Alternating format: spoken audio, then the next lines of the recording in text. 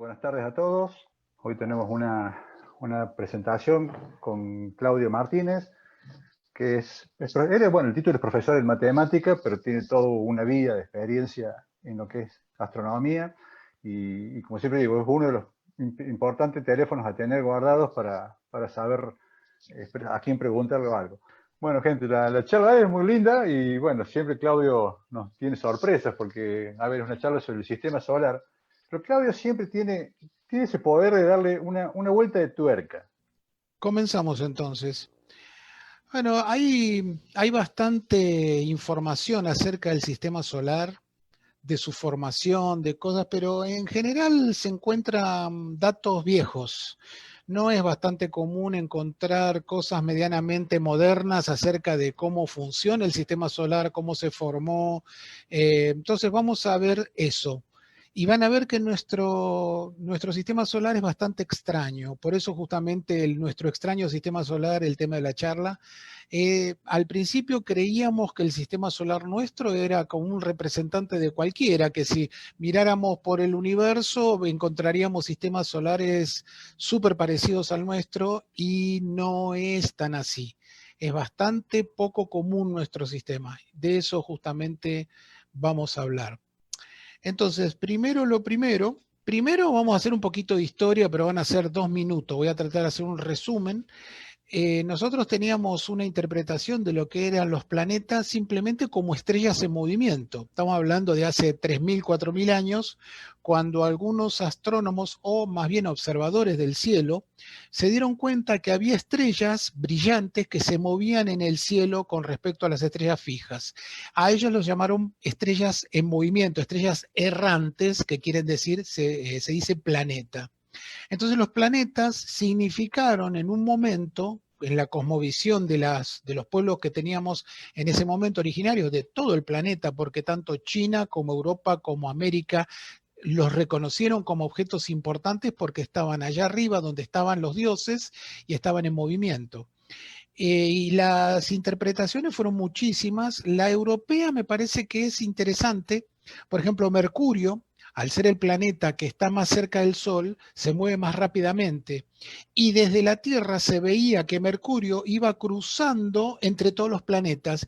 Entonces se lo imaginaron como un mensajero que estaba llevando recados, mensajes, lo que necesitaran a cada uno de los otros dioses. Entonces, esta es la primera interpretación básica de lo que nosotros interpretamos que era el universo, la realidad, o en realidad el sistema solar. A partir de allí se fueron perfeccionando, por suerte, y empezamos a ver que los movimientos no eran al azar. Inicialmente se pensaban que eran hasta caprichosos los movimientos que tenían los objetos en el sistema solar o en el cielo, hasta que vinieron algunos observadores. Ya tenemos que pasar prácticamente a 1400, 1500, 1600, cuando se empezaron a hacer las primeras interpretaciones decentes con Tycho Brahe, con Kepler. Se empezaron a hacer las interpretaciones más coherentes de lo que se observaba con lo que podría llegar a ser el modelo, y una de las más importantes es esta, es Kepler, con sus 3 leyes de movimiento planetario que aún hoy se siguen utilizando. No vamos a entrar en detalles en cada una de las leyes porque si no, no terminamos más, pero esto es una parte del corazón de lo que sabemos del sistema solar, está relacionado con las leyes de Kepler.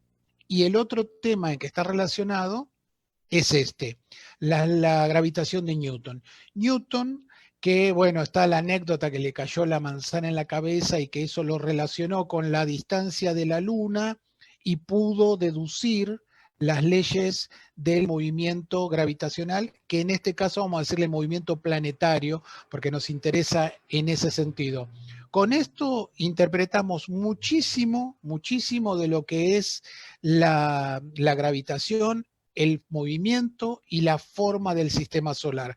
Prácticamente todo lo que se puede deducir del sistema solar está en base a estas leyes, y en este momento computadoras que hacen simulaciones, pero siempre en base a estas leyes de movimiento. Una de las conclusiones fundamentales que hubo fue que los planetas, al menos cuando no hay muchos objetos disponible, o sea, estamos considerando el Sol y un planeta nada más, no puede tener cualquier forma, sino que tiene algunas formas. Pueden tomar forma de elipse, de parábola y hipérbola, según su velocidad y su distancia al Sol. Entonces es relativamente sencillo calcular dónde va a estar un planeta, qué va a ser, y después también se puede hacer, si tenés muchos objetos, por medio de computadoras y un sistema que se llama cálculo por n cuerpos, se puede saber dónde más o menos va a estar cada objeto posicionado en el sistema solar y ver qué pasa en el futuro. O sea, así se hacen los modelos. Es un modelo con todos los planetas que vos quieras, sus velocidades, sus masas, y se hace evolucionar en el tiempo para ver qué pasa. En base a eso y a las observaciones que se han hecho, sabemos muchas cosas del sistema solar en este momento. Pero hay que empezar por el principio, por los orígenes, por de dónde salió la materia que tenemos en el sistema solar. La materia, ya todos saben, salió de la explosión inicial del universo, el Big Bang, pero en el Big Bang lo que pasó es que se formó solamente los elementos más sencillos. Cuando se transformó la energía de la explosión en materia, surgieron las partículas más elementales y los átomos más sencillos. ¿Cuáles son esos? El hidrógeno, fundamentalmente el hidrógeno y el helio. Estos dos gases per se pueden hacer estrellas, pero no pueden hacer planetas, ni pueden hacer vida. O sea que es interesante pensar que en el origen no podía existir vida, no estaban las condiciones porque no había nada lo suficientemente complejo como para generar vida. Entonces, no tiene sentido hablar ni de sistemas solares ni de vida a este nivel. Tuvo que pasar algo que se llama astroquímica, que es que los elementos más livianitos, que son estos, formaron estrellas y las estrellas se encargaron de ir como en un horno inventando, generando los átomos más complejos. Esto sucedió mucho tiempo, pasaron muchos miles de millones de años. De hecho, pasaron prácticamente 8.000 millones de años hasta que hubo la concentración de material suficiente y necesario para formar un sistema solar como el que vemos, o cualquier sistema solar en realidad. Necesitábamos justamente ese material más pesado para hacer los planetas más duros, más sólidos, como la Tierra o Venus, y los gases que tienen los planetas gigantes también son complejos, no son solamente hidrógeno y helio. Esto es el proceso de formación de lo que se llama de la nebulosa primitiva. Estas son ideas relativamente viejas. No sé si vieron que estamos avanzando muy lentamente en la historia de lo que se conoce del sistema solar. Entonces, ¿qué se piensa que sucedió ahora con este gas enriquecido? Había unas nebulosas en el espacio, que es donde dice nebulosa inicial, por un colapso de gravedad se condensó un objeto central que va a ser el futuro Sol. Vamos a hablar solo de nuestro sistema solar en este momento. Se formó el Sol, que se llama protosol, y al entrar en rotación se aplanó como si fueran dos platos unidos por los bordes. Entonces se hizo plano y en rotación. Ese es el motivo por el cual todos los planetas del sistema solar están más o menos en el mismo plano y van vueltas alrededor del Sol en el mismo sentido. Fíjense que tiene que ver con el origen del sistema solar, que en realidad se vio eso en el cielo y se inventó esta explicación, este modelo, y funciona, que lo importante es que funciona. Cuando se forma el protosol, se prende el protosol, impulsa el gas de la parte interna, lo manda hacia afuera, más allá de la órbita de Júpiter, y queda limpia la parte interna, roca fundamentalmente. Ese es el motivo por el cual los planetas internos son sólidos y tienen no mucho gas.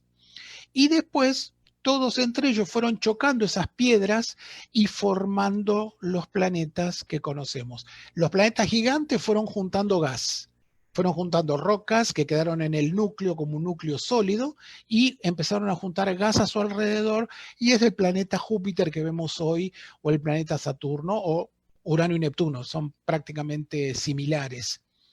Y los que chocaron en el centro se llaman los planetas terrestres porque son planetas sólidos, que yo me puedo parar en ellos. El proceso es este. El proceso se llama acreción. Fíjense, en el dibujo van chocando entre ellos y no choques destructivos, sino que muchas veces son choques gentiles, que gentiles, no me gustaría estar ahí, pero digamos que son gentiles en el sentido de que se juntan y hacen un objeto más grande y chocan con otro mayor y van creciendo. Por eso se llama acreción este proceso. Esto es lo que formó los planetas del sistema solar y es un proceso bastante rápido, no dura más de unos cuantos, a escala humana es larguísimo, pero a escala del sistema solar no son más de 50 o 100 millones de años. Es un proceso muy corto como para lograr formar los planetas. Acá vienen una de las primeras cosas raras que no se sabían inicialmente.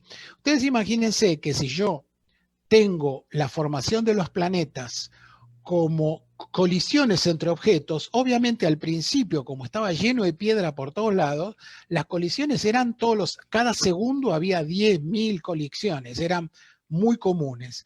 En cambio, después, como se van limpiando porque van creciendo y ya no hay tanta mugre espacial, eso hace que se haya limpiado el sistema solar y ya no hay tantas colisiones. Yo lo podría hacer en un gráfico, por ejemplo, lo tengo así, tengo un montón de colisiones, tengo muchas colisiones y con el tiempo van cayendo hasta que hoy en día prácticamente no hay colisiones.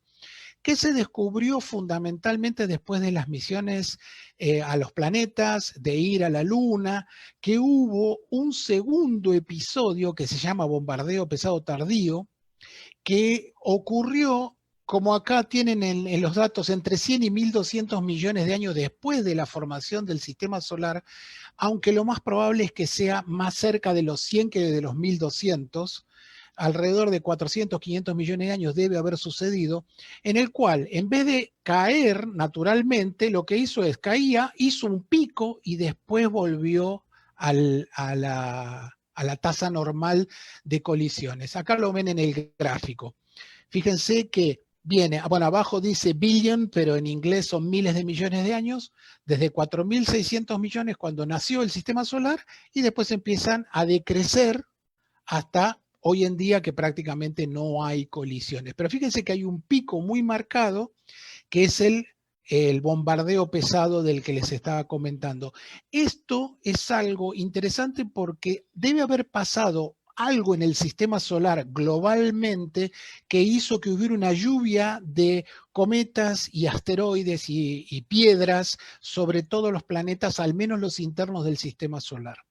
Esto es para tenerlo en cuenta y ahora más adelante vamos a ver por qué pasa eso.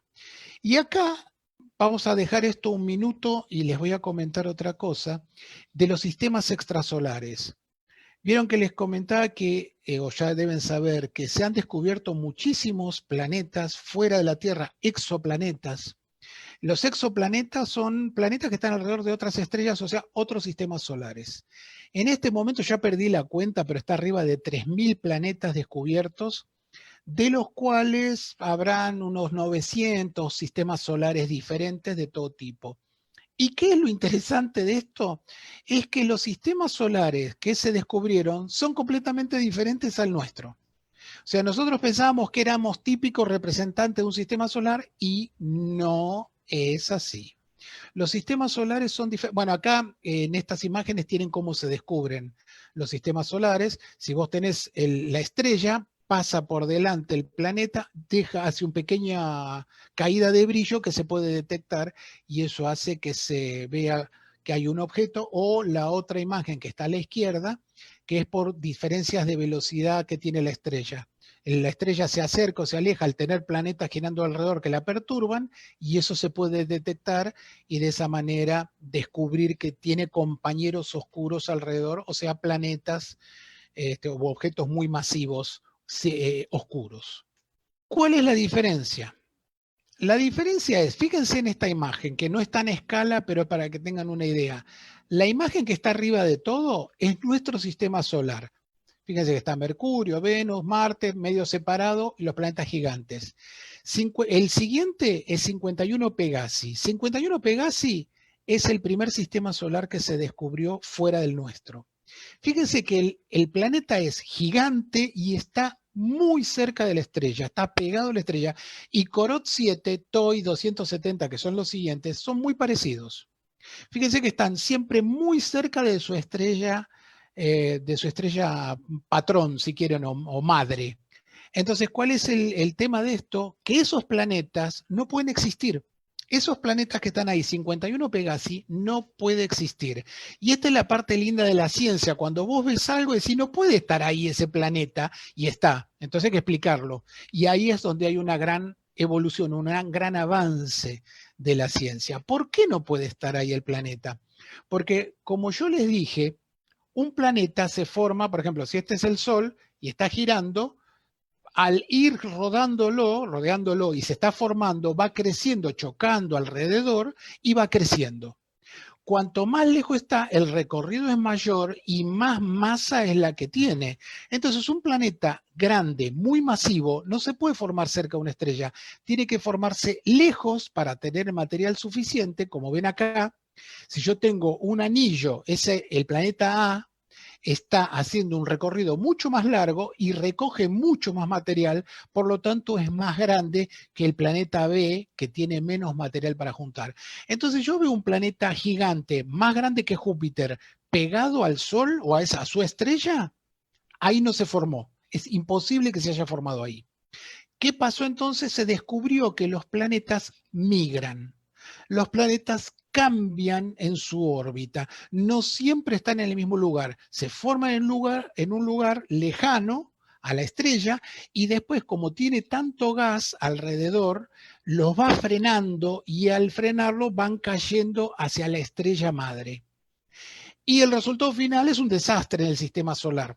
La realidad es que más o menos lo hacen pelota el sistema solar, porque imagínense un planeta gigante moviéndose, obviamente lo hace en millones de años, no es que lo hace en un día, pero igual va generando grandes perturbaciones en todo el sistema y lo pueden llegar a deshacer o quedar uno o dos planetas grandes nada más. Eso es lo que hemos visto en los sistemas solares que existen hasta ahora. Los que hemos visto, el 99% son así. Entonces, ¿qué pasó en nuestro sistema solar? Porque Júpiter y Saturno son grandes, se formaron lejos, y nosotros pensábamos que el sistema solar se había formado así, o sea que ahí estaban Júpiter y Saturno y siempre habían estado así. Igual tengo que decirles que en la década del 70 algunos astrónomos ya habían predicho que los planetas podrían desplazarse más allá de las observaciones, pero bueno, una cosa es la teoría y otra cosa es verlo realmente. Entonces, en estos tres cuadros tienen la formación de nuestro sistema solar. Arriba de todo tienen una parte roja, que son los planetas rocosos, o sea, los planetesimales, se llaman planetesimales, esos objetos que fueron chocando y formando los planetas.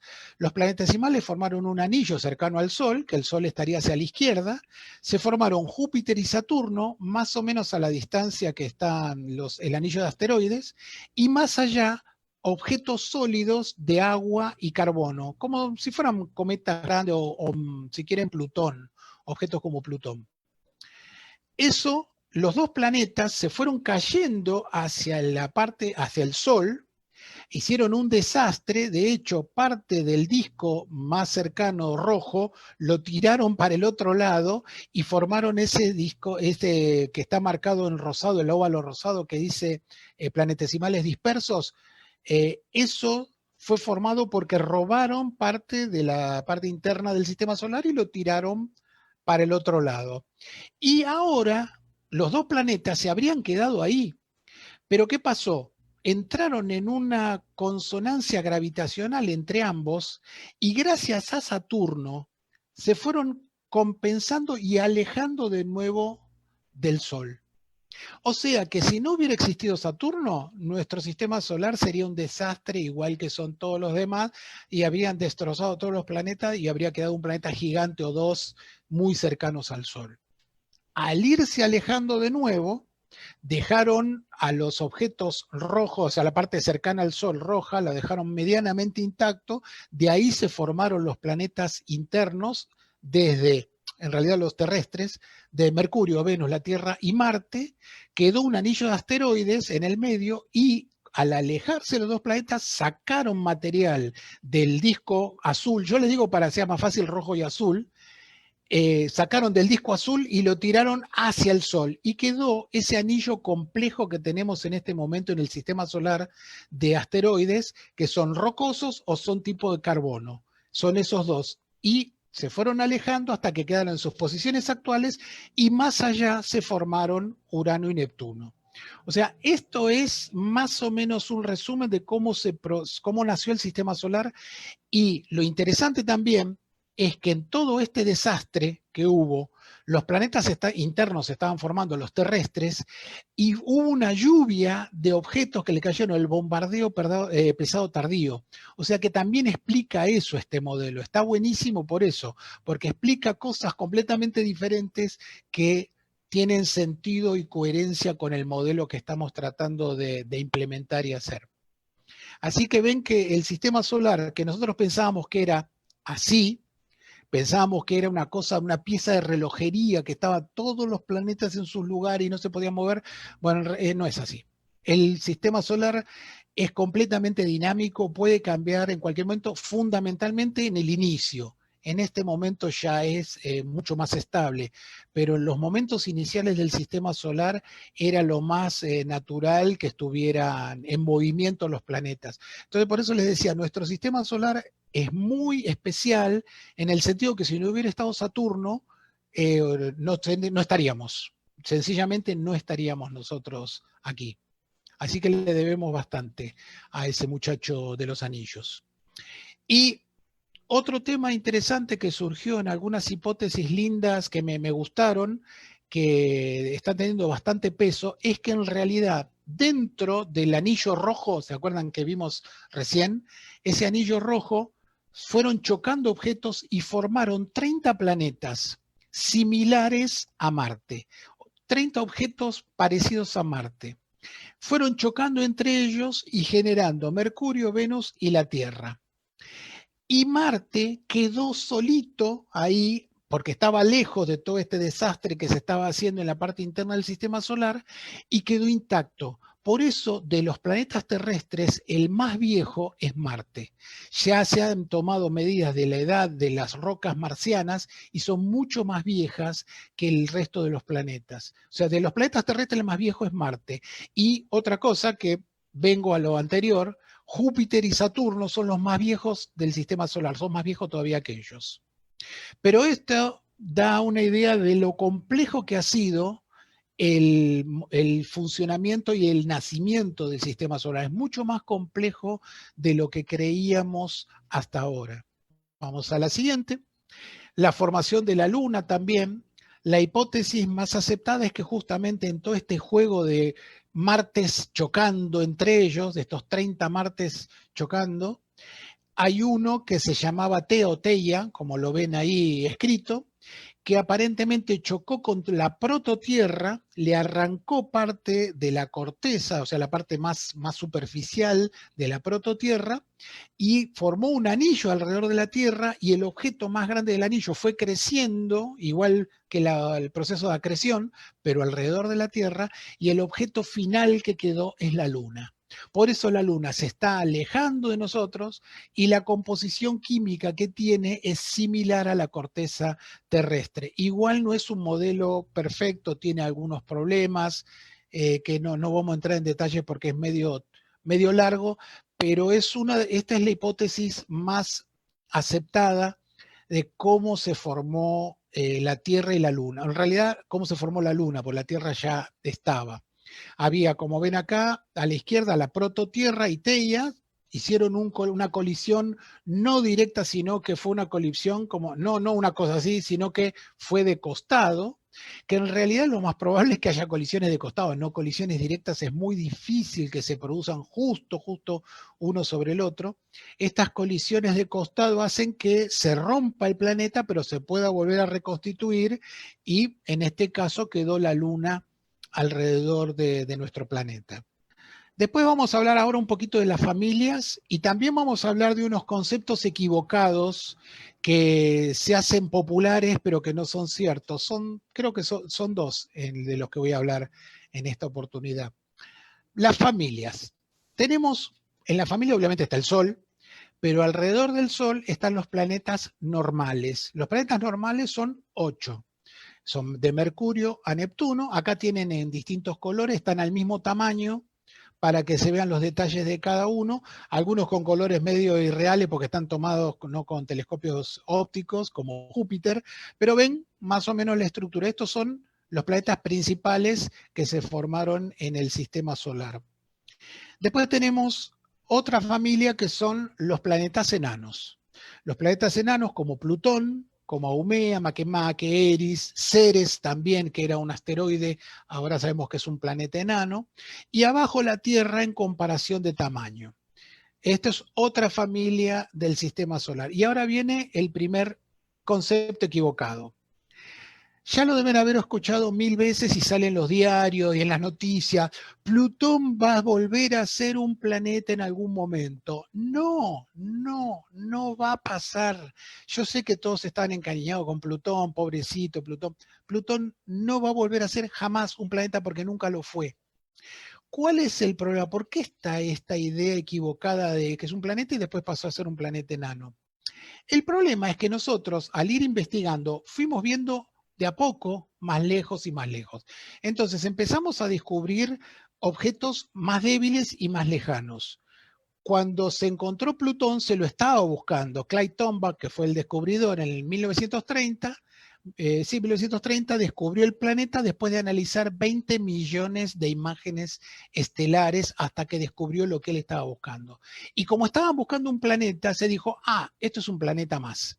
Y se lo metió en la estructura del sistema solar. ¿Por qué? Porque no se conocía otra cosa. Entonces era razonable pensar que algo más o menos grande, lejos, girando alrededor del Sol, era un planeta. ¿Cuál es el tema? Que nosotros ir investigando más, empezamos a ver que más allá de Neptuno había un montón de objetos parecidos, como Haumea, Makemake, los que vimos recién, que son objetos que se los puede considerar tranquilamente, planetas familia de Plutón, no familia de los planetas. Entonces pasó a ser un planeta enano, su clasificación original. ¿Por qué les mandé esta foto de un extraterrestre y mirando? Porque si nosotros fuéramos extraterrestres y estuviéramos llegando al sistema solar, veríamos toda la estructura al mismo tiempo del sistema solar y nos habríamos dado cuenta inmediatamente que hay planetas, planetas enanos, porque habíamos visto todo junto. ¿Por qué se clasificó mal Plutón? Porque se lo vio de a poco, se lo vio en un momento histórico y después, al avanzar la investigación, se vio que no era un planeta. Entonces, no va a volver a ser un planeta porque nunca lo fue. Fue una mala clasificación. Lo lamento por los que quieren a Plutón, pero bueno, ya fue. Otra familia de objetos, ya les dije el final, otra familia son los satélites. Los satélites son objetos grandes o chicos que giran alrededor de otro planeta. ¿Por qué digo objetos en general? Porque fíjense, tenemos acá algunos satélites y tenemos planetas también. Fíjense, Ganímedes, Titán, Mercurio. Júpiter es tan grande y Saturno son tan grandes que se dan el lujo de tener un satélite más grande que el planeta Mercurio. Son objetos más o menos grandes que están girando alrededor de los planetas. Si en algún momento alguno de estos planetas, de uno de estos satélites, se perdiera y quedara girando alrededor del Sol, nos sería difícil diferenciarlo de un planeta. Por lo que pasa es que tiene una órbita similar al planeta, entonces sería posible deducir que lo perdió en algún momento ese planeta gigante.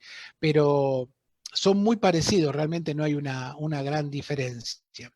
Otra familia, los asteroides. Los asteroides son los planetesimales, o sea, estos objetos iniciales que quedaron, que no se juntaron con ningún planeta y quedaron alrededor del sistema del Sol, girando alrededor del Sol. Son montones, son cientos de miles y tienen formas irregulares algunos y algunos tienen formas esféricas. También hay asteroides dobles y asteroides con anillos. Los asteroides dobles, bueno, esto se los pongo como un detalle. Hay una misión que se llama DART que pretende pegarle con como una bala, si quieren, a la luna de uno de los asteroides, del asteroide Didymos, para ver si se puede modificar su órbita. Esto es en función de tratar de encontrar una manera de salvar nuestro planeta si tuviera la posibilidad de un impacto de un objeto cercano. Y otra cosa que sucede con los asteroides, que es bastante raro porque son demasiado pequeños, es Chariclo, que de hecho la observación esta fue hecha fundamentalmente en el Observatorio de Córdoba en Argentina. Se descubrió que tenía anillos, que se rompió algo y quedó girando alrededor del asteroide, pero es realmente raro. Hay cosas que son razonables y cosas que no lo son en el sistema solar o en los objetos. Por ejemplo, un objeto muy pequeño que tenga una luna, y es medio raro porque es difícil que la pueda mantener, pero evidentemente existe porque muchos asteroides tienen. Que tenga un anillo también es raro. Un objeto pequeño que tenga actividad volcánica es raro, porque el objeto pequeño ya está frío, tendría que estar frío, y por lo tanto, al estar frío, no tendría por qué tener reacciones internas como para generar volcanes o generar sismos o generar ese tipo de actividad geológica. Entonces hay cosas que son extrañas. Cuando uno la ve, decir qué raro esto, o mirás la superficie de un objeto pequeño y no tiene cráteres, es rarísimo que no tenga cráteres. ¿Y por qué les estoy adelantando esto? Porque ya vamos a hablar de cada uno de estos fenómenos medio extraños que pasan en el sistema solar y que son muy interesantes. Y esta es una de las últimas familias, que son los cometas. Los cometas son piedras de hielo, están hechas de hielo y al acercarse al Sol se calientan, forman una coma, una cabeza y una cola. Y en general tienen una forma estirada porque los materiales, como son, suelen ser dos piedras apoyadas una contra otra, cubierta por un hielo de composición diferente. Al venir el sol e evaporar, va quedando la forma de cuello y en algún momento, en algún paso, se van a romper y van a quedar dos cometas separándose lentamente. Por eso es bastante común que los cometas se rompan, que el núcleo de un cometa se rompa. Y ahora vamos a hablar de los objetos en detalle. Este es el Sol en distintos colores. Y el Sol tiene bastantes características. Por ejemplo, un sistema solar se puede formar en prácticamente cualquier estrella, pero una estrella pequeña como nuestro Sol tiene la característica de vivir lo suficiente como para que se forme un sistema solar y pueda desarrollar vida. Una estrella muy joven, una estrella no muy joven, sino una estrella muy masiva, una estrella muy grande azul, una gigante azul, por ejemplo, es muy caliente, pero yo pongo el planeta lejos y ya está, la temperatura que tendría sería la apropiada. Pero ¿cuál es el problema? Que una estrella gigante azul vive 10, 20 millones de años, no da tiempo a nada, no da tiempo a desarrollo de nada.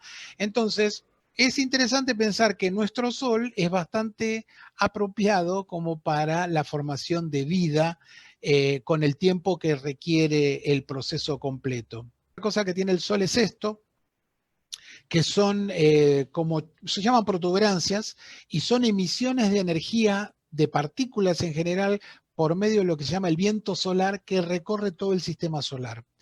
Estas emisiones, aunque nuestro Sol es extremadamente estable, o sea, prácticamente no ha cambiado ni un 1 o 2% desde que nació hasta hoy, este tipo de emisiones de energía hacen que el Sol o los planetas puedan sufrirlo. Los planetas pueden llegar a ser bombardeados por el viento solar y tener problemas si no están protegidos. Así que es un tema también para tener en cuenta, por eso lo puse como primer detalle del sistema solar. El siguiente, bueno, es lo que les decía, cuando se prende la estrella, la primera emisión de gas, de luz, perdón, de energía, barre el gas hacia las partes externas. Por eso les decía que los planetas internos son más bien sólidos y los planetas externos son más de gas. Acá tienen los planetas terrestres a escala. Ahora sí están a escala y colores que se supone que son bastante parecidos a la realidad de cada uno de ellos. Mercurio, Venus, la Tierra y Marte. De los planetas terrestres el más grande es el nuestro. Y acá tienen los planetas gigantes. Júpiter, Saturno, Urano y Neptuno, y abajo la pelotita esa miserable que está ahí abajo, esta que está acá, es nuestro planeta. Fíjense que por algo se llaman planetas gigantes.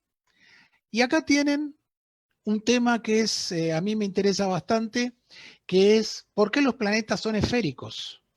¿Por qué no son como el que está ahí abajo a la izquierda? ¿Por qué no son cuadrados, ovalados, deformes? El punto es que no pueden hacerlo porque justamente tienen un tamaño muy grande. Si yo agarro asteroides y los voy sumando irregulares, va a llegar un momento que va a haber una fuerza de gravedad que los trata de juntar, los trata de pegotear, y la estructura básica de la materia que no permite que se deformen. Cuando la gravedad es suficientemente grande, hace un crunch y presiona y aplasta todo. Ese momento se llama equilibrio hidrostático. En ese momento se dan las fuerzas suficientes para que el planeta tome una forma esférica. Por eso los planetas grandes son esféricos y los asteroides más pequeños son irregulares. No tienen problema de ser irregulares porque no llegan su gravedad a ser lo suficientemente elevada como para presionar y que lleguen al equilibrio hidrostático. En este gráfico que lo hice rápidamente para que lo vean, por ejemplo, acá en la primer barra azul es de hielo, o sea, los objetos de hielo cuando tienen menos de 400 kilómetros son irregulares, si tienen más de 400 kilómetros son esféricos. Y los de roca, cuando tienen más o menos 900 kilómetros para abajo, pueden ser irregulares y cuando tienen 900 kilómetros para arriba son esféricos. Por eso todos los planetas son esféricos porque superan largamente ese diámetro. De hecho, empezamos a 4.000 kilómetros para Mercurio. Acá tienen el sistema solar interno, Mercurio, Venus, la Tierra y Marte. Y fíjense que hay una característica, acá, bueno, voy a seguir con esta, que son cómo es cada uno de los planetas internamente. Fíjense que los planetas grandes como la Tierra o Venus tienen un núcleo todavía muy caliente. Marte, Mercurio, la Luna, ya el núcleo está apagado, no tiene una gran temperatura como para generar, por ejemplo, erupciones volcánicas. Sí las tiene la Tierra. Y estos son los planetas gigantes. Fíjense de nuevo arriba a la derecha está la Tierra a escala. Fíjense que los planetas son cortes de cada uno de los planetas, como pensamos que son. Tienen en general un núcleo sólido y alrededor se va juntando fundamentalmente hidrógeno, que es uno de los componentes más importantes que tienen los planetas gigantes. Y acá tenemos de nuevo a los planetas internos. Fíjense, el que está abajo, al medio, es Mercurio. Fíjense qué grande que es el núcleo rojo con respecto al manto que es de color gris. Noten eso porque es un punto importantísimo. ¿Cuál es el punto? Que la idea es que Mercurio sufrió una colisión, se formó, era un planeta más grande de lo que es en este momento, sufrió una colisión de costado que le arrancó gran parte del manto y por eso el núcleo es tan grande respecto al manto, porque en general hay una proporción que lleva, la corteza tiene un tamaño, el manto tiene un tamaño y el núcleo tiene otro tamaño. Mercurio aparentemente lo que le pasó, pobrecito, es que entre todas esas colisiones que hubo, imagínense que cuando Júpiter y Saturno estaban migrando hacia el centro y movilizando a todos los objetos que fueron cayendo hacia la parte interna del sistema solar, el que más sufrió fue Mercurio, porque era el que estaba más cerca del Sol y las órbitas más rápidas pasaban por ahí. Entonces, Mercurio está ahí porque tuvo suerte, porque le debe haber pegado de todo, pero fundamentalmente le arrancaron gran parte de su manto. Acá tiene una foto tomada por la nave Messenger de Mercurio. Es muy craterizado, bastante más que la Luna, y es bastante más oscuro que la Luna también.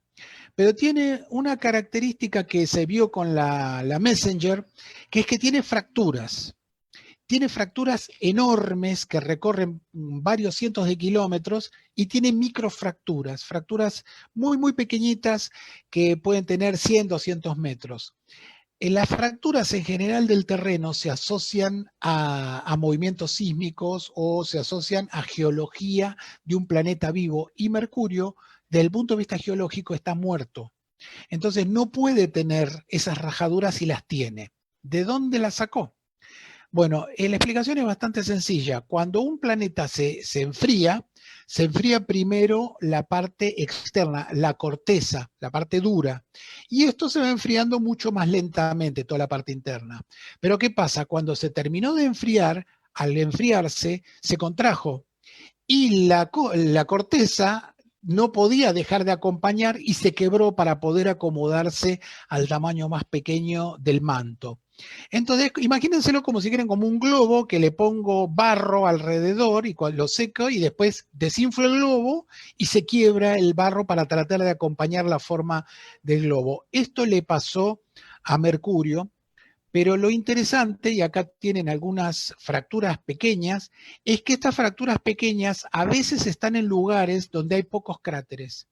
Y como les decía antes, cuando hay pocos cráteres quiere decir que la superficie es joven. Una superficie joven tiene pocos cráteres, una superficie vieja tiene muchos cráteres. Acá son todas viejas, pero hay algunas que están tomadas que tienen casi no tienen ningún cráter y está la fractura. Eso significa que aún hoy Mercurio se sigue encogiendo y sigue teniendo microfisuras, lo cual significa también que tiene mini terremotos.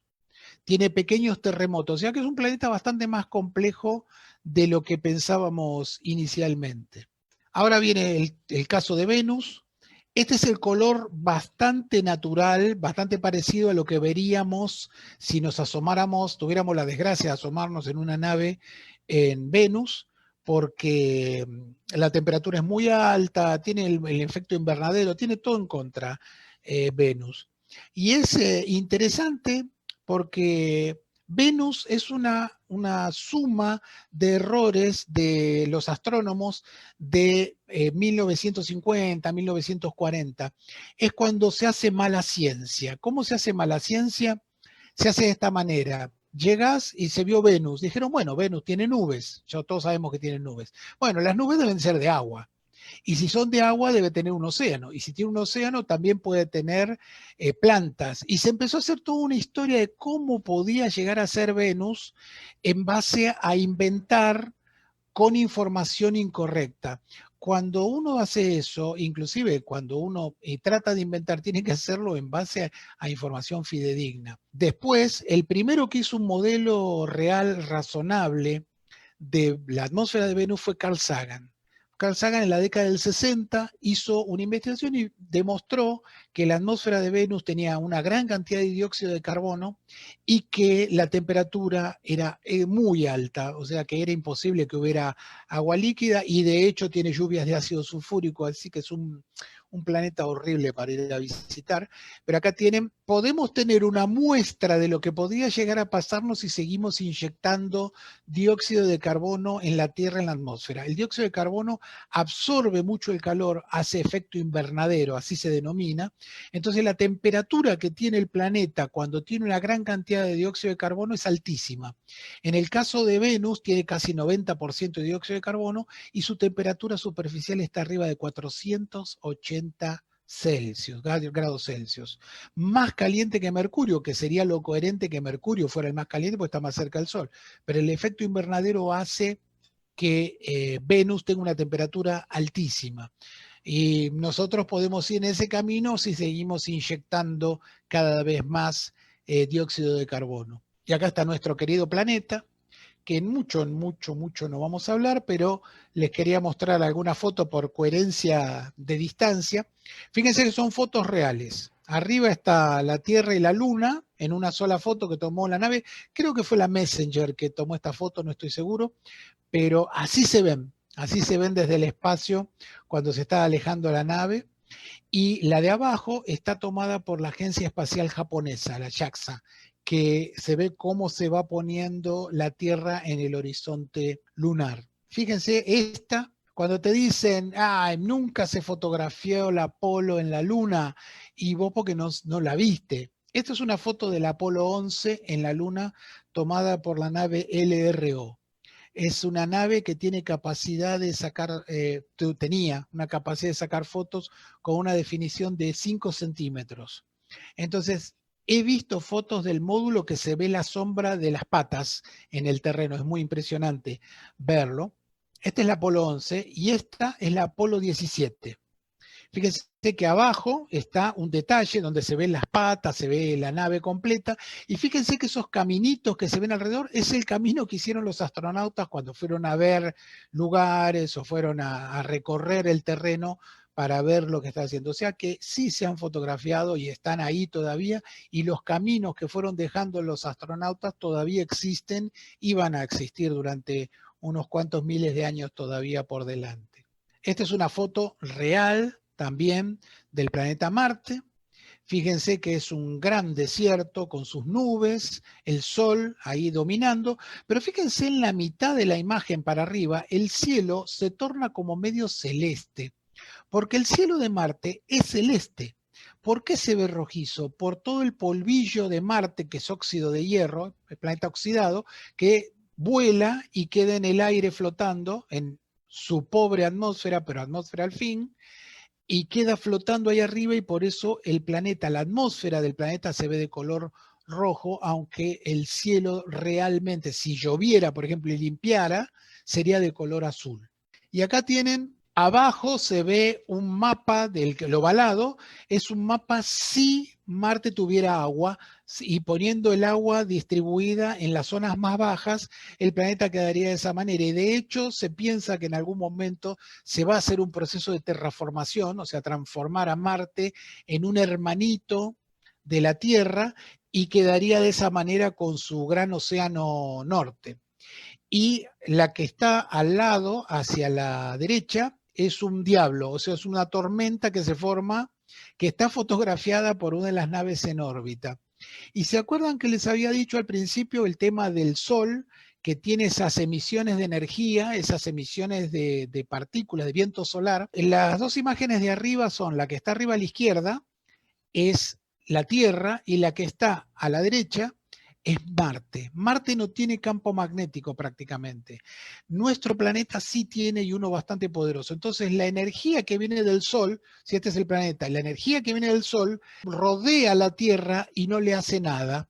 En cambio, en Marte, el viento solar pega directamente en la atmósfera y se la saca, se la fue sacando, y de hecho por eso perdió gran parte de su atmósfera. Aparte de ser más pequeño que la Tierra, que no tiene tanta fuerza de gravedad como para sostener el gas, el viento solar, por no tener campo magnético, también prácticamente se la eliminó. Y acá tienen una de las lunas de Marte, Phobos, que tiene un periodo de 8 horas, o sea, va más rápido alrededor del planeta que su propio día. Y es interesante porque, por ejemplo, ustedes saben que la Luna nuestra se está alejando. ¿Por qué? Porque la Tierra gira rápidamente, pero en 24 horas, y la Luna va en 30. Entonces, no quiero entrar en detalles, pero esa combinación de fuerzas hace que la Luna se vaya alejando de nosotros. Cuando sucede al revés, o sea que la Luna gira alrededor del planeta más rápido que el día del planeta, sucede el fenómeno contrario, o sea que Phobos va a terminar cayéndose sobre Marte. Y esto va a pasar en los próximos millones de años, según las estimaciones entre 50 y 100 millones de años, así que no creo que lo veamos, pero va a suceder. Y luego vienen los asteroides principales, que acá tienen una representación más o menos natural del círculo más externo, azul, es Júpiter, la órbita de Júpiter, y internamente Marte. Fíjense que están acumulados ahí los asteroides principales del anillo interno del sistema solar, y esto se llaman gaps o faltantes, o en general se llama gaps de Kirkwood, que fue el astrónomo que se dio cuenta que los asteroides no están homogéneamente distribuidos en el sistema solar, sino que tienen como grandes faltantes. Y esos faltantes dependen de Júpiter y Saturno. O sea, en el lugar donde dice 3,1, esto que está acá, esta entrada, es que tanto Júpiter como Saturno los fueron desplazando de ese lugar y alejándolo, los van arriando como si fueran ovejas. Entonces hay lugares donde permiten que haya y lugares donde no permite que haya. Entonces los gaps de Kirkwood son lugares donde ni Saturno ni Júpiter permiten que haya asteroides. O sea, la distribución de los asteroides es bastante compleja también. No iba a ser una charla sencilla, les aviso. Era una charla introductoria buena. Acá tienen a Júpiter con la Tierra a escala. Fíjense que nuestro planeta da lástima alrededor de Júpiter con sus grandes tormentas y su mancha roja, su famosa mancha roja. Y acá vamos de nuevo a otro concepto equivocado que me ponen enfermo cada vez que lo escucho, porque es una idea muy vieja. Júpiter podría haber sido una estrella. No, no. Lamento decirles que no. Es como que si me dijeran que un cerro de 400 metros podría ser el Everest. No, le falta un montón y a Júpiter también le falta un montón. Teóricamente le faltaría 11 masas, o sea, tendría que juntar 11 Júpiter para ser una estrella, pero lo más probable es que haya que juntar por lo menos 20 para hacer un objeto estelar. O sea, para que Júpiter hubiera pasado a ser una estrella. Así que esta comparación está equivocada, no es así, le faltaba muchísimo. Y de hecho, fíjense abajo, la estrella EBLMJ05, bueno, esa estrella, que es la más pequeña que se conoce, es 80 veces más masiva que Júpiter. O sea, le faltaba mucho. O sea, como idea general está bien, que si yo junto mucha masa puedo formar una estrella, pero a Júpiter le faltaba un montón, así que no es correcto que hubiera sido una estrella en algún momento, no, eso no es así. Y estas son las 4 lunas principales de Júpiter. Io, Europa, Ganímedes y Calixto. Io, para mi gusto, parece una pizza de mozzarella, que es el primero que está a la izquierda. Y es uno de esos objetos raros del sistema solar. ¿Por qué? Porque no tiene el tamaño de la Luna y tiene volcanes activos. Su superficie no tiene un solo cráter. O sea que es un objeto muy pequeño que tendría que estar frío, o sea, muerto gravitacionalmente, y sin embargo es más activo que la Tierra. Tiene por lo menos 8 erupciones volcánicas muy fuertes diarias. O sea, es un objeto que realmente es extraño. Y nadie se imaginaba, de hecho, cuando las Voyager llegaron para sacarle fotos, una astrónoma que se llama Linda Moravito fue la que, mirando fotos, se dio cuenta que estaba eso. Era inesperado que hubiera erupciones volcánicas en un objeto tan pequeño. ¿Y por qué es esto? Porque no son erupciones volcánicas normales. Si yo agarro, ¿cuál es el tema? Io, por las perturbaciones de Júpiter, imagínense la gravedad de Júpiter ahí nomás, le produce mareas gravitacionales y lo deforma junto con las perturbaciones de los otros satélites, hace que Io se vea expandido y comprimido. ¿Cuánto? Y tranquilamente 15 kilómetros. Eso lo estira 15 kilómetros y lo comprime 15 kilómetros. Eso hace que en el interior del satélite haya mucho calor interno y es lo que genera las erupciones volcánicas. ¿Qué significa? Que yo agarro a Io y lo pongo fuera de este sistema, ya no tiene más volcanes. O estaría varios cientos de miles de años, millones de años, enfriándose y después no tendría más erupciones porque justamente las genera Júpiter y su influencia gravitacional. Así que son bichos raros también estos y en general son cosas bastante inesperadas. Acá tienen a Saturno visto desde atrás, o sea, está iluminado ese anillo alrededor porque el Sol está iluminándolo del otro lado, dispersa la luz del Sol entre las partículas y se ven brillantes. Y abajo tienen lo que se llama el efecto de Seliger, que en la otra vez había propuesto para sacarle una foto y estuvo nublado como siempre, cuando hay algo importante, que es, Seliger era un astrónomo que se dedicó a calcular, primero se decía que el anillo de Saturno no podía ser un bloque completo, tenía que ser objetos por separado, pero no sé si estamos hablando de 1700, 1800. Seliger se le ocurrió algo, que si los objetos que estaban en el anillo fueran rocas por separado, en el momento en que estuviera alineado con el Sol, se imagínense que ustedes son la Tierra, este es el Sol está a sus espaldas y esta es una piedra y vendría la luz del Sol, se reflejaría acá y iría directamente hacia ustedes. Justamente dijo, si los objetos que están alrededor de Saturno, los anillos, son piedras por separado, en las 24 horas de la oposición del alineamiento tendríamos que ver que brilla más. Y realmente es lo que pasa, se llama efecto Seliger.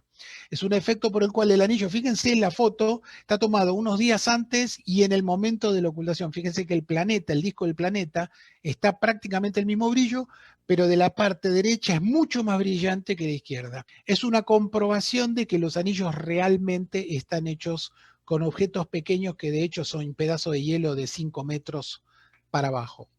Esta es Titán, la luna de Saturno, y fíjense que esta me gustó en realidad porque todos esos brillos que se ven en la superficie es el reflejo de la luz del sol en los mares de metano que tiene.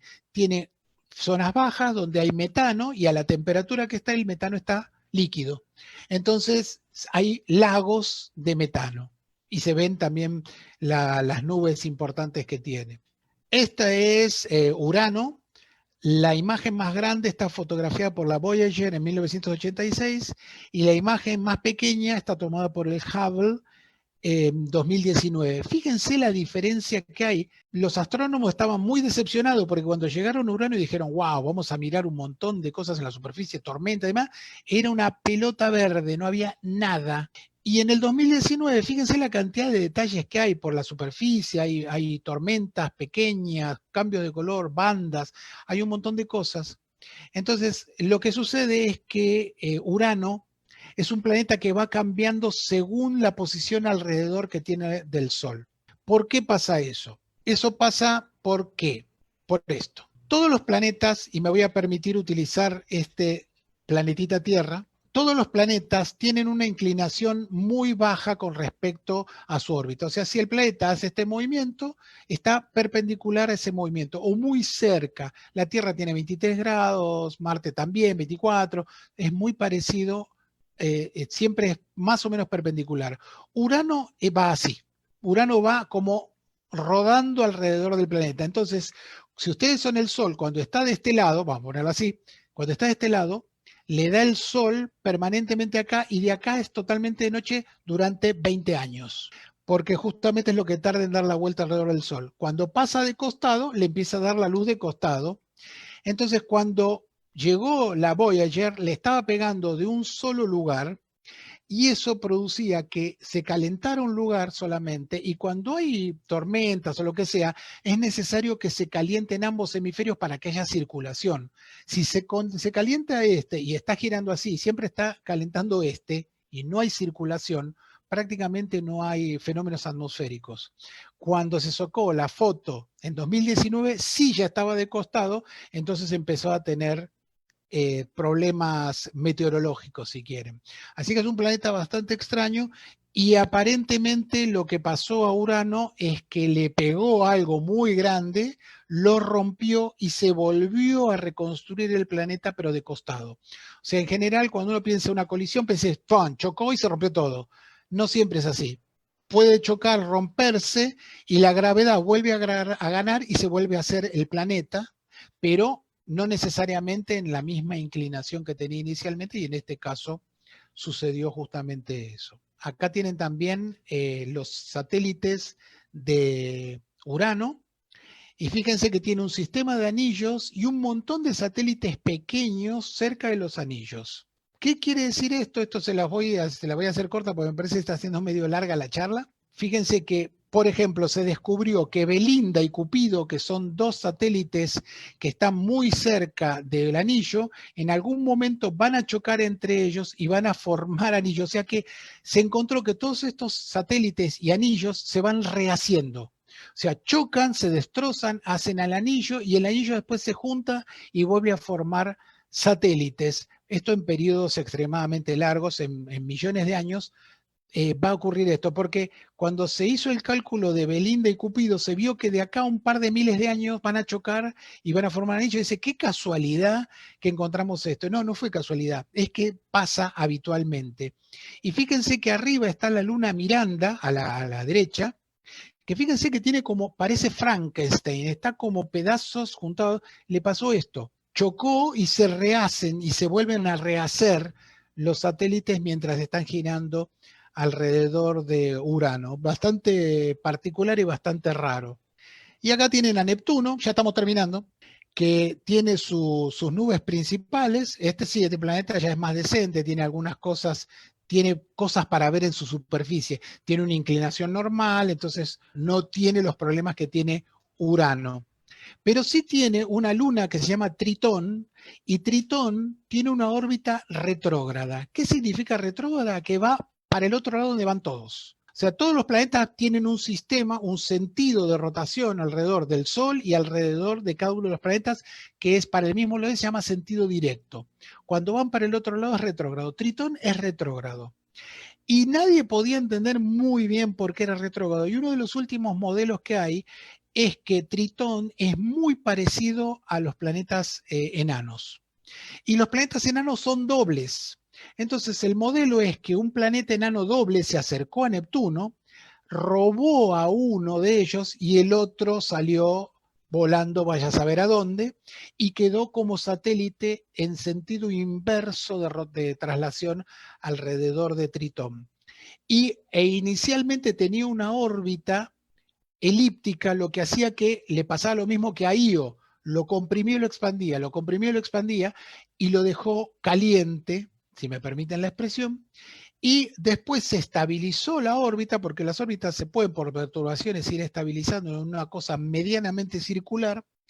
¿Y qué pasó? Que Tritón quedó con lo que se llama criovolcanes, quedó con volcanes fríos, quedó caliente, pero esos volcanes que están ahí es agua saliendo, son chorros de agua, y son bastante comunes los criovolcanes. Son más comunes que los volcanes calientes que tenemos en la Tierra o en Io.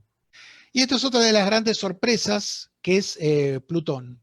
Plutón, como vieron, es chiquito, no tendría que tener atmósfera, no tendría que tener zonas lisas, y fíjense que la zona del corazón, que es esa que está ahí medio blancuzca, que parece, con un poco de imaginación, parece un corazón, es lisa completamente, o sea, es una zona nueva, no es una zona que exista de hace mucho. Entonces piensan que ahí hubo una colisión y eso condensó el agua que formó una capa lisa y después se congeló y quedó ahí. Pero lo más raro, esto no es lo más raro, lo más raro es esto, que Plutón tiene dunas y las dunas están asociadas, al menos no conocemos otro método para que se formen dunas que el viento. O sea que Plutón, a pesar de la distancia que está y lo pequeño que es, tiene una atmósfera y tiene una atmósfera que permite viento y que permite la formación de dunas. Cosa extrañísima. Cuando la nave New Horizons fue hasta Plutón, dieron vuelta a la nave para fotografiarla del otro lado, como la foto de Saturno, y se vio el anillo, o sea que tiene atmósfera, pero tiene una atmósfera muy particular, una atmósfera que según el momento la tiene o no la tiene. Cuando está lejos del Sol se enfría y se congela, no tiene atmósfera. Ahora está cerca del verano y tiene una atmósfera, por eso en este momento es cuando se forman las dunas. Un planeta enano también bastante raro. Y acá tienen a Ceres. Ceres que tiene una montañita, un cráter que tiene adentro, dos brillos que hicieron un desastre cuando se descubrió, que es el cráter Ocator, que tiene adentro puntos brillantes y están hechos de sal. Es sal que refleja muy bien la luz del sol. Pero más raro es esto, el Auna Mons. El monte Auna es un solo monte de 5.000 metros de altura que tiene Ceres. Es el único, no hay más. O sea, vos mirás toda la superficie y lo único que hay es esto. ¿Y qué se piensa que está hecho? Está hecho de agua. O sea, tiene agua que va haciendo como una salida, como si fuera la fabricación de una montaña, al calentarse, porque debe tener un poco de calor interno, está relativamente cerca del Sol, fue haciendo salidas de agua que van creciendo y formando una montaña. O sea que probablemente haya habido otros similares, pero que eventualmente se derrumban. Al no soportar el peso con el agua, es como que se derrama y queda cubriendo la superficie y desaparecen. O sea que esto seguramente en no muchos miles de años va a desaparecer el Auna Mons. Vieron que les decía que el sistema solar era bastante más raro de lo que uno creía. Y después de los asteroides, tenemos que se dividen en TNOs y SDOs, porque todo el mundo sabe de los asteroides cercanos que están entre Marte y Júpiter, pero del otro lado de Neptuno están los TNOs, o KPO son equivalentes, y más allá son los SDOs. Los SDOs son los objetos de disco disperso, que son objetos que están más allá de Plutón, o un poco más, sí, bastante más allá, y que están inclinados, no conservan el plano del sistema solar, sino que están bastante más inclinados. Ahí le dice la descripción que son más de 40 grados. Fíjense que cuando nos vamos alejando del sistema solar, los objetos tienden a no respetar el plano del sistema solar, se van en cualquier ángulo. Y esto ya es el descontrol total en inclinación, porque los cometas provienen de una nube, la nube de Oort, que rodea al Sol. Pero fíjense que la imagen que está a la izquierda se ve que esto no está a escala, es una escala logarítmica, por eso parece que está todo chiquito, pero son cosas que están extremadamente lejanas. La parte interna del sistema solar sí respeta el plano y después empiezan a ir para arriba y hacen como una esfera alrededor de donde provienen los cometas. Fíjense que la imagen de la derecha es similar, también a escala logarítmica.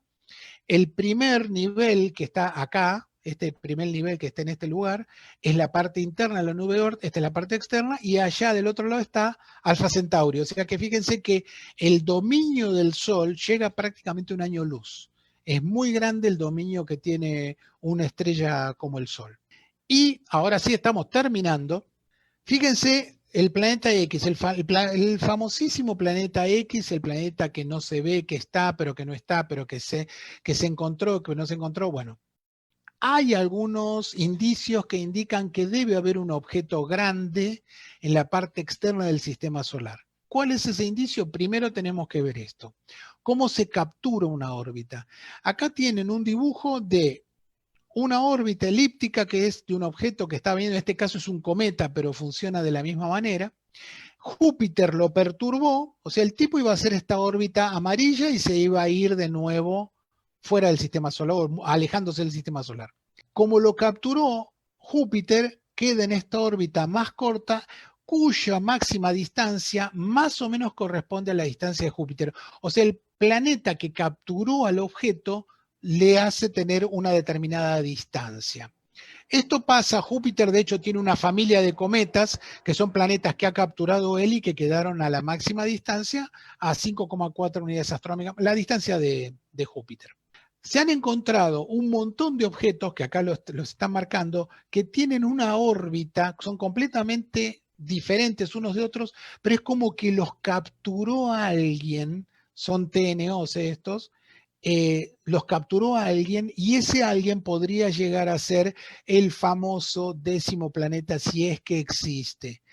Se ha tratado de hacer cálculos de dónde está y hasta ahora no se ha encontrado absolutamente nada. Se han hecho búsquedas hasta magnitud 18 y no hay objetos que se puedan relacionar realmente con esto. Pero ven que el avance del conocimiento del sistema solar fue bastante lento, pero estamos empezando a ver los objetos más débiles que nos dan mucha información acerca de lo que fue, y de lo que es y de lo que va a ser el sistema solar. Fin, hemos terminado. Así que espero que les haya gustado y les haya interesado. Bien, Claudio. ¿Hay preguntas? Preguntas, sí, hay preguntas. ¿Cómo se sabe que sucedió el bombardeo? Bueno, uno puede saber qué fue pasando en el sistema solar en base a la craterización fundamentalmente. Si vos mirás la Luna, tiene una determinada estructura de cráteres. Los cráteres se van superponiendo unos con otros. Entonces vos podés saber, si graficás la cantidad de cráteres por unidad de superficie, se puede ir estimando cómo fue evolucionando la superficie de la Luna. Y como los astronautas fueron y se pudo recoger el material, podés tener exactamente el tiempo de cada uno de esos. O sea, cuando vos haces estudios de craterización, tenés la proporción, ¿no? Bueno, esta zona es tanto más viejo que aquella, esta zona es tanto más vieja que aquella, pero no sabés el tiempo cero, entonces es una proporción. A los astronautas haber traído rocas que se pudieron estudiar, se pudieron fijar esos tiempos y se sabe exactamente entonces cuándo ocurrió el nivel de craterización y cómo se fue desarrollando. Lo mismo se ha hecho con Marte. Entonces se ve que hay una gran cantidad de cráteres en ese momento, lo que se llama el bombardeo pesado tardío. Bien. Otra pregunta que hicieron en el momento que vos hablabas de exoplanetas, Sí. dice, si preguntan si se sabe si son planetas terrestres, o sea, rocosos o gaseosos. Sí se sabe, algunos son terrestres, algunos son sólidos y algunos son gaseosos. Fundamentalmente eso se calcula en base al tamaño, porque vos si tenés un tamaño, perdón, un objeto y tamaño y masa. Si vos tenés una masa de un objeto muy grande, no puede ser terrestre, no puede ser sólido, porque el calor interno hace que directamente se transforme en algo gaseoso. Entonces, si vos tenés un objeto que tiene 50 masas terrestres, sabés que es gaseoso. Si tenés un objeto que tiene dos masas terrestres, sabés que es sólido. O sea, en base a la masa, sabés qué tipo de planeta va a ser. Obviamente va a haber alguno que va a estar en la duda. Puede ser un gordito sólido o un flaquito gaseoso, pero bueno, en general se puede determinar con precisión si es sólido o es gaseoso. Bien. Acá preguntan, una pregunta complicada, te lo dejo. Uy, Dice, si la Dios. formación de sistemas planetarios tienen correlato con la tipología de las estrellas que lo rodean, que lo forman, digamos. Sí, es que en realidad sí, las estrellas que son más de tipo sí, las de tipo solar, o sea, las que tienen espectros aproximadamente de F, G para M, o sea, las más frías, tienden a tener más facilidad de tener sistemas solares. O sea, no es que no pueden tener las otras, pero por una cuestión de la formación hay como un corte en el espectro tipo F que hace que las más frías y más pequeñas tengan mayor facilidad de tener un sistema solar. Es como que para la formación de una estrella tenés un objeto que se está comprimiendo, tiende a girar más rápidamente. Se llama conservación del momento angular. Entonces, ¿cómo se forma una estrella? No se podría formar si vos tenés una masa de gas y la haces comprimir, lo más probable es que no se forme nada porque gira tan rápidamente que se desarma. El momento angular que se forma cuando está girando algo, hay que ponerlo en alguna parte. Hay algunas estrellas que se forman de a dos o de a tres, forman sistemas de estrella y eso hace que cada una se lleve un poco del momento angular y se puedan condensar. La otra opción es que tengan un sistema solar. El sistema solar nuestro tiene el 99% del momento angular que tiene el sistema solar, los planetas. Y el Sol tiene el 99% de la masa. O sea, permitieron que se formara la estrella. También hay otras técnicas de pérdida de momento angular por chorros bipolares, pero en general, resumiendo, sí hay una tipología de estrella que son las de tipo espectral F hacia las M, son las que tienen más probabilidad de tener sistemas solares. Claudio, esta es una pregunta mía. Cuando mostraste la foto de Venus, se correspondía Sí, a una de las misiones rusas, ¿sí? sí, exacto. Y los rusos, bueno, Venus es muy ruso realmente. Sí, Solamente creo que a los totalmente. rusos se les ocurre y tienen la rusticidad como llegar a mandar naves a Venus, ¿no? Y yo creo que están planeando, puede ser que estén planeando nuevas misiones a Venus, los rusos. Sí, sí, hay nuevas misiones a Venus, porque justamente y rusas, porque como saben justamente que Rusia es el planeta de Venus, o Venus es del planeta de Rusia, lo que pasa es que como las condiciones de Venus son tan difíciles, las naves que mandas no van a durar mucho. Imagínate nave rusa, construcción rusa, pero que tiene que estar a 480 grados, 100 atmósferas y lluvias de ácido sulfúrico, durarán media hora, 35 minutos eran las Venera, que son las naves rusas, que una de ellas es la que sacaron ahí la foto, duran nada porque las condiciones son extremadamente malas. Entonces, bueno, vamos a ver, porque justamente hay que pensar, los norteamericanos piensan más misiones orbitales, que la nave dure mucho tiempo y se pueda hacer investigación desde órbita. Los rusos no preferían, en realidad también se está pensando en hacer algunas misiones en globo atmosférico. Vamos a ver, porque con la pandemia se detuvo todo. Otra pregunta. Otro mito que hay también con respecto a Júpiter. Vos podrías hacer una buena charla, sos especial para eso, una charla de mitos astronómicos. Hay a Sobre eso. patadas. Bueno, otro mito sobre Júpiter es que realmente que teóricamente nos protege de los asteroides. Nos protege, o sea, se lleva por delante algunas cosas, no es tan mito eso. El tipo tiene una masa tan grande que llega a desviar lo suficiente y es tan grande también superficialmente que alguno, por ejemplo, un asteroide o un cometa desviado por la Tierra es pequeña, entonces pasa por el lado, pero Júpiter es tan grande que se lo lleva por delante, que es lo que pasó con el Shoemaker-Levy. Entonces, tiene cierta capacidad de protección hacia nosotros, pero también es posible que agarre un cometa y lo tire hacia la parte interna del sistema solar y ahí no vamos a decir que nos está protegiendo, nos está bombardeando. Entonces Por eso decía. Ujú.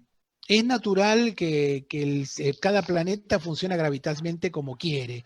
Entonces vos decís, bueno, nos protege. Sí, digamos que en algunas circunstancias puede llevar a absorber o llevarse por delante cometas, pero también nos podría tirar algo encima. En el momento en que hablabas de Io y su actividad volcánica, preguntaban Sí. por qué no la tienen Calisto o Europa o Ganímedes en esa actividad. Porque están más lejos, entonces no sufren tanto la influencia gravitacional de Júpiter. Pero de todas maneras, si vos te fijás, Io no tiene cráteres. Europa, que es el siguiente, empieza a tener algún que otro cráter, o sea, su superficie es joven, pero no tanto. Y Calixto, que es el último, está totalmente craterizado, porque justamente ya está lo suficientemente lejos de Júpiter y de su influencia gravitacional, entonces está muerto como corresponde. O sea, es lo esperable que tendríamos en Calixto, es lo esperable. Un tipo que no tiene actividad, que está lleno de cráteres tipo la Luna, como si fuera la Luna, pero cuando te vas acercando a Júpiter, llegás a Io, que tiene una actividad volcánica fenomenal. Otra, bueno, preguntan si la nube de Oort es una zona de material, o sea, de cuerpo celeste. O sea, yo creo que transformaría la pregunta en de qué está hecha la nube de Oort. Bueno, la nube de Oort es el semillero de los cometas. O sea, es el lugar de donde provienen los cometas que vemos. Entonces, su composición son piedras de hielo. Hielo de agua, de dióxido de carbono congelado, metano congelado, que son piedras que tienen entre, como los cometas que vemos habitualmente, entre cientos de metros y 5, 10 kilómetros o un poco más, no, puede llegar a 50 kilómetros, que están rodeando al Sol y de vez en cuando son perturbados por otras estrellas o por el centro de la galaxia y caen hacia la parte interna del sistema solar. Entonces son piedras y son miles de millones de piedras. Son muchas. Y creo que la última, si no hace ninguna otra más, es a qué velocidad se estiman los vientos que soplan en Marte, Los vientos de Marte las tormentas. depende. Las tormentas de Marte depende de la época del año más, pero no son. A ver, voy a empezar por otro lado. Poner las velocidades que pueden tener serán 50, 60 kilómetros por hora como muchísimo. Pero, ¿qué pasa? La atmósfera de Marte tiene el 1% de la densidad de la Tierra. Entonces, ¿vieron la película El Marciano? Que se dejan abandonado un astronauta en Marte y vienen para Por acá supuesto. y se lo pierden. ¿Y qué pasa? Hay una tormenta marciana y algo sale volando y atraviesa. Eso es todo mentira, eso no puede suceder jamás. El viento en Marte no tiene la fuerza para llegar a hacer eso. Gracias que puede levantar el polvillo marciano y hacer una tormenta, pero no tiene de ninguna manera la posibilidad de tirar una persona o de levantar algo físico, un objeto, una piedra grande. Eso no lo puede hacer de ninguna manera, no tiene la densidad suficiente como para hacer efecto. Así que lamento, pero la película me encantó, pero en eso fue truchísima. Bueno, bárbaro, Claudio, realmente muy lindo, muy enriquecedor. Siempre se aprende un montón. Creo que ya estamos terminando. Primero, muchas gracias a Claudio por su tiempo y bueno, por supuesto, gracias a todos los que nos acompañan.